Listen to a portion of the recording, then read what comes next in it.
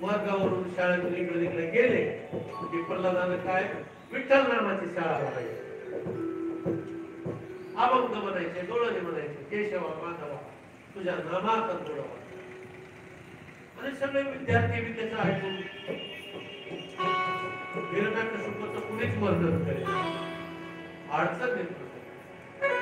बऱ्याच वेळेला प्रल्हादाला सांगून बघितलं आणि शेवटी प्रल्हादाने काय तुला सांगितलं, काय तू बाळाला सांग तो माझ्या विरोधकाचं नाव घेतोय, सगळे विद्यार्थी बिघडले त्यानं.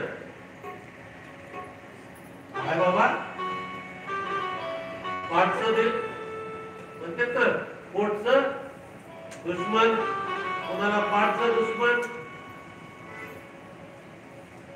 हे तसं माझ्या पोटचं दुश्मन झालंय.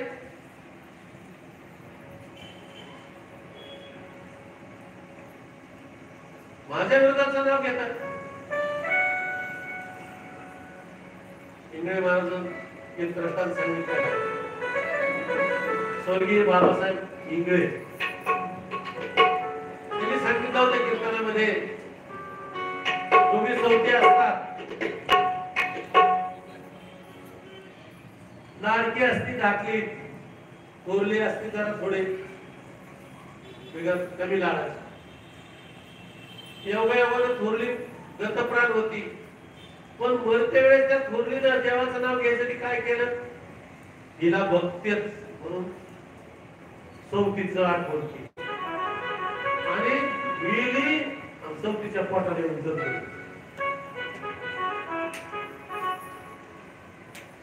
लहानाची मोठी झाली तर तिला माहिती का माझी सवत आहे म्हणून, मग चुळू चुळू तिला आंघोळ करायची, माझं छकुलं माझं तारुलं. आणि असे म्हणतात कवळे काप आल्याबरोबर बाळाची आई कुठे घ्यायला लागली, नाकच तोडून घेतलं. बघा पूर्वजन्मीची वासना कधीही संगत असते म्हणून चांगली बुद्धी ठेवा. कसं हिरण्यकशिपू म्हणे माझा मुलगा पण माझा दुश्मन आहे, आईनं सांगून पाहिलं नाही, संस्कार आहे. पुन्हा वडील हिरण्यकशिपूने बोलवून घेतलं, बाळा असं करू नको, आता तक्रार आल्यावर तो मी तुला सजा देईन. नाही ऐकलं, उलट त्यांना समजून सांगायचं की पिताजी जीवाचं परम कल्याण जर असेल तर भगवंताच्या नावात आहे, भगवंताच्या सेवेत आहे, पर उपकारामध्ये आहे, वर निंदे नाही, वर पिढेमध्ये नाही आपलं कल्याण, वर निंदेमध्ये आपलं कल्याण नाही.